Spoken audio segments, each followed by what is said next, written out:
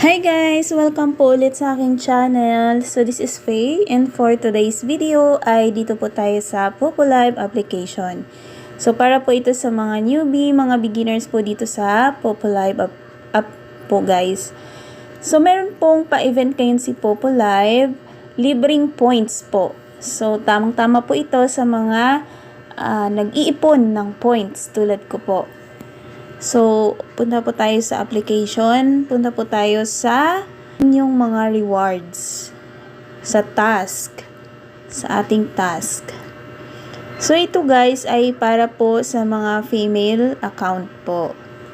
Ayan. So, ito siya. Party Random Quest. So, paano po ba natin ma-receive itong additional na 20,500 points sa kanyang pa-event? So, ito guys, itong 20,500 ay para lang po ito sa mga Philippines. Pag ibang bansa po, so hindi ko po siya sure kung 20,500 din po ba ang makukuhang points kapag nagawa po itong mga task. So, paano po ba natin gawin to? So, ito guys, dito nakalagay, join the party for 3 hours. Magjo-join ka ng party live for 3 hours po. So, tambay ka lang po dun sa mga PL, sa panel, ng hanggang 3 oras, ay marireceive mo na po yung 500. So, hindi naman na kailangang mahagisan ka. So, wala namang nakalagay dyan. For 3 hours lang po. Yan. So, kung kayo po ay nagka-crown seat, tulad ko po, nag-crown seat ako ng 2 oras. So, dinagdagan ko lang siya ng 1 para maging 3.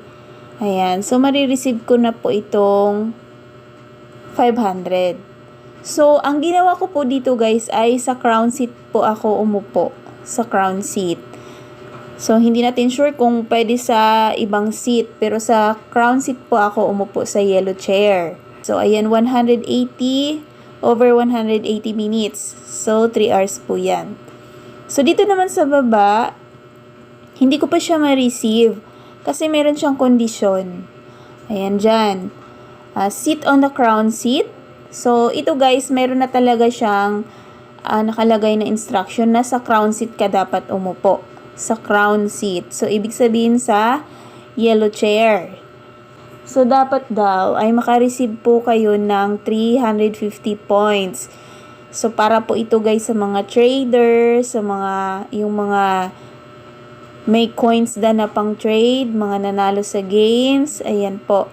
So, kung kayo ay magpa-trade, umupo po kayo sa crown seat at doon nyo po ipabagsak or tanggapin yung inyong trade. Kung makipag-trade kayo, 350,000 points. So, magkano po yung coins na yan? Kapag pinatrade ay nasa 500,000 coins po. Para magiging 350 points po siya na papasok sa inyo. So, pag nagawa nyo yan, may additional kayong 20,000 points kay PopoLive. So, ito po yung bago niyang pa-event guys. So, ngayon po ay meron po yung lucky one. Ayan o. Party Random Quest Drop. Who's the lucky one? Minsan guys, ay pag kayo ay naswertihan, malaki po yung points na ma-receive nyo dyan. Dito po.